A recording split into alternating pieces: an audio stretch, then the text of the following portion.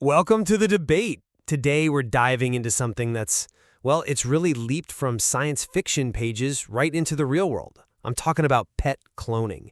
It began conceptually, you might say, with Dolly the sheep back in '96, but now it's a commercial service, albeit a very expensive one.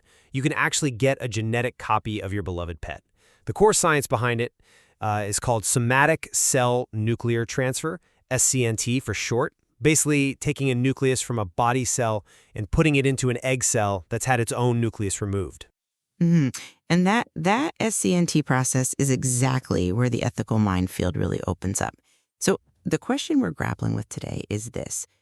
When you look at the, frankly, abysmal success rates and the really significant animal welfare problems baked into the procedure itself, can we ethically defend commercial pet cloning, especially when it seems driven mainly by, personal desire and just the fact that the technology exists? Well, my stance is pretty straightforward. I believe pet cloning is a defensible service, a product of modern technology. It offers, I think, a really profound emotional comfort to people who are grieving. And importantly, it also has some real functional uses for certain types of animals. We've moved beyond the initial maybe shock factor. It's sort of a new phase in how we relate to animals. And I'm coming at this from, let's say, the angle of animal welfare and the broader ethical picture. My argument is that the costs, and I mean the ethical costs, specifically the animal suffering involved in making the clone, the sheer biological wastefulness, and frankly, how we're allocating resources, these costs heavily outweigh the benefits, which, while deeply felt by the owner, are ultimately a luxury. I definitely get the skepticism, especially around the price tag. But the fact that there is demand, that people are willing to pay, says something powerful about the emotional value they place on that bond. It's not just science. It's a very personal decision for someone trying to cope with loss, to continue that connection in some way. But emotional value doesn't just cancel out the ethical debt, does it? No, it doesn't cancel it out. But let's look at the investment. Yes, it's incredibly expensive. You mentioned figures up to $100,000 from places like Sooam Biotech or maybe $50,000 from ViaGen Pets here in the US. It's absolutely a luxury service. People like Barbara Streisand cloning her dog, that gets headlines. But it's a choice people with the means make because they value that specific connection. And look, the demand is tangible. People pay, $1,600, $2,000 just to preserve the tissue samples, just keeping that option open down the line. And beyond the emotional side, we can't just dismiss the utility aspect. There's documented success in cloning super sniffer dogs for security work animals with exceptional, genetically based abilities. That shows real value beyond just companionship, doesn't it? It separates it slightly from being purely an emotional purchase. Okay, that's a fair point. The distinction between cloning for a specific function versus cloning purely for companionship. But for me, it doesn't really sidestep the fundamental ethical issue with the process itself. Even if it's for a super sniffer, the method is still deeply problematic because it's so inefficient. We have to talk about the animal welfare impact. The success rate is, it's shockingly low. Historically, and even now, we're looking at maybe only 1 to 5% of these attempts actually result in a live birth. Think about what that means in practice. It requires using a large number of surrogate mothers. I acknowledge that the early rates were certainly discouraging, but the commercial companies like ViaGen, they do claim they've made significant improvements in their techniques since, Snuppy, the very first cloned dog back in 2005. But even with supposed improvements, the inefficiency is still staggering. It inherently means many surrogate mothers endure hormone treatments, surgical procedures, pregnancies, all for experiments that have a very high chance of failing. And beyond the surrogates, I think the biggest ethical failure is rooted in a misunderstanding, almost a mis-selling to the customer. This idea that you're getting your pet back. You're getting identical DNA, sure, but you're not getting the same personality. That's shaped by environment, experiences, epigenetics. It's different, and this often leads to, disappointment for the owner. Let's dig into that a bit more, the gap between the science and what the consumer might expect, because that really is central to the value proposition, isn't it? You mentioned epigenetics, maybe just briefly. That's about how genes get switched on or off, right? Influenced by things like environment, maybe diet, early experiences, even though the underlying DNA code is identical. Yes, that's a good way to put it. It's about gene expression. Exactly. So if the clone ends up having a totally different personality, maybe the original dog was calm and the clone is, I don't know, hyperactive and chews the furniture, like some owners have reported, or even if the coat pattern isn't quite identical, which you can see sometimes, especially with complex patterns like in calico cats, is the owner truly getting the thing they paid potentially $100,000 for? That gap between expecting a carbon copy personality-wise and getting a unique individual who just happens to share the same genes, that feels like a major ethical issue in terms of managing expectations. That's a very fair point about managing expectations, and I absolutely agree on the distinction. Identical DNA, yes. Unique behavior and personality, also yes. But the data we have seems to suggest that most owners who go through with this either understand that going in or they come to accept it.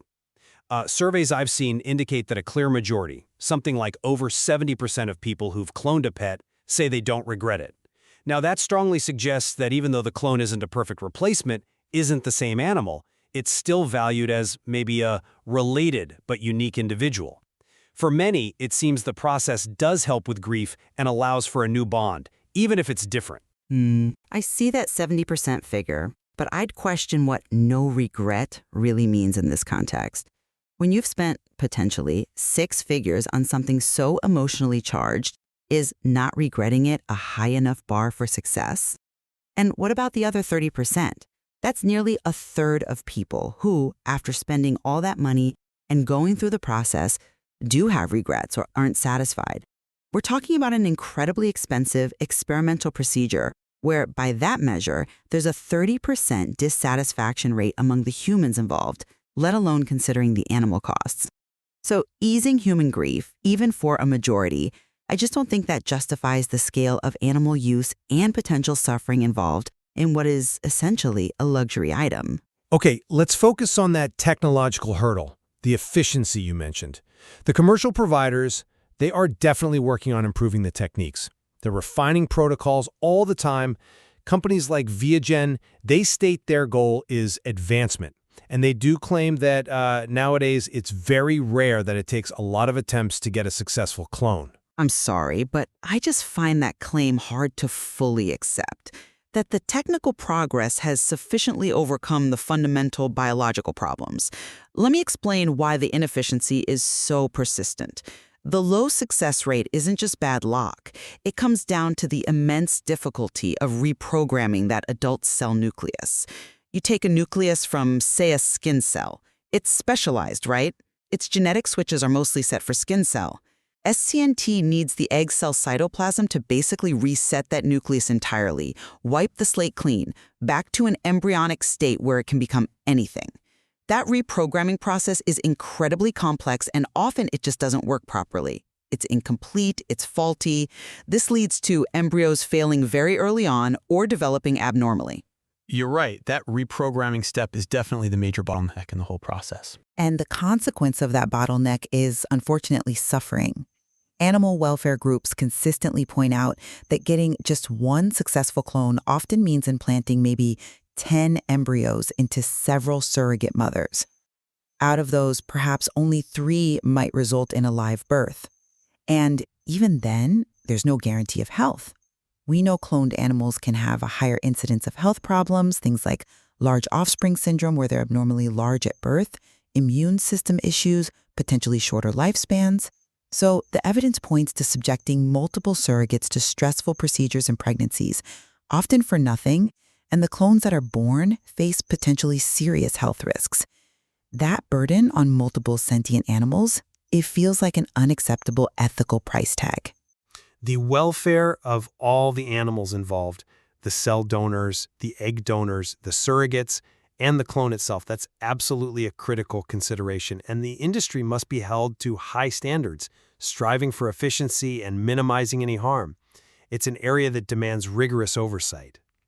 But while we're on the topic of cost, let's shift from the financial cost to the owner to maybe the broader societal resource question. Yes, and I think this is where the argument for cloning really struggles from a utilitarian perspective.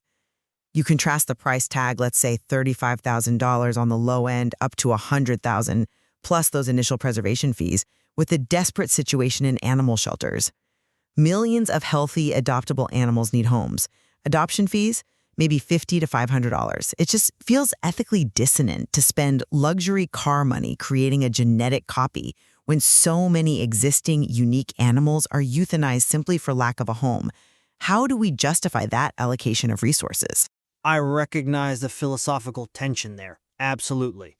But I'd frame that cost aspect somewhat differently.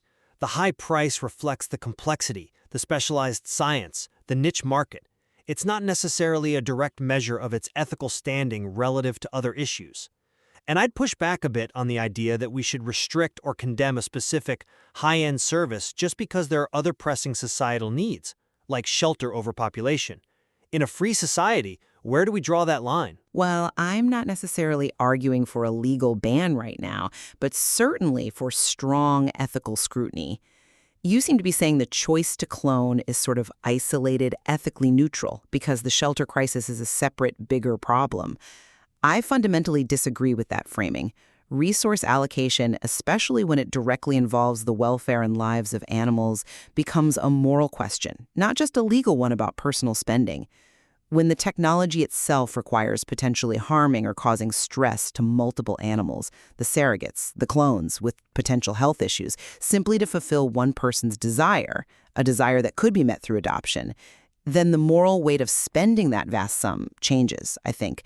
It's not just a purchase. It arguably diverts attention and resources and implicitly accepts the high biological cost of the cloning method itself. That's a powerful framing of the moral context, I grant you. But we also have to remember how deeply personal pet ownership is. To frame this only as a neglect of shelter animals feels a bit reductive. It implies the person cloning couldn't also support shelters or adopt other animals, which isn't necessarily true. Personal freedom, the right to use one's own resources for a desired outcome, even a very expensive, perhaps seemingly frivolous one, that should be a key principle here. Provided, of course, and this is crucial, that the process itself isn't actively cruel and is subject to welfare regulations. That's perhaps a slightly different debate about oversight. My core point remains that the choice isn't made in an ethical vacuum. If SENT was 95% efficient, if it didn't require multiple surrogates, if clones were consistently healthy, maybe we'd be having a different conversation. But right now, the ethical calculation involves balancing one person's intense emotional desire against the high probability of stress and suffering for multiple other animals, plus the health risk for the clone. For me, that scale tips very, very heavily towards saying this practice, as it currently stands, is ethically problematic. So to just briefly sum up my view, I see pet cloning as a valid, though yes, extremely expensive expression of the human-animal bond, and frankly, a remarkable feat of biotechnology. If owners approach it with realistic expectations, understanding they're getting a genetic twin, not a personality replica, the outcome can be positive and emotionally fulfilling, as the majority seem to report. The focus should be on improving the technology and welfare standards, not necessarily prohibiting the choice.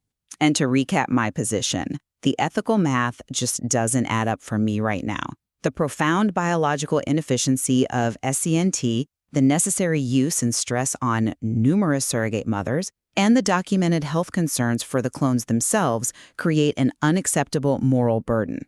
Current commercial cloning practices, in my view, haven't overcome these fundamental ethical hurdles, no matter how strong the owner's emotional drive might be. We've certainly laid out the deep conflict here between that very personal, often grief-driven desire and the systematic ethical questions about the animals involved in fulfilling it. Yes, and it's clear this decision is incredibly personal, often tangled up with love and loss. But we should also acknowledge that as the technology evolves, if the costs eventually come down, and if success rates genuinely improve, these ethical tensions around resource use and animal welfare aren't going away. They'll likely become even more intense, demanding ongoing, careful scrutiny of the entire process.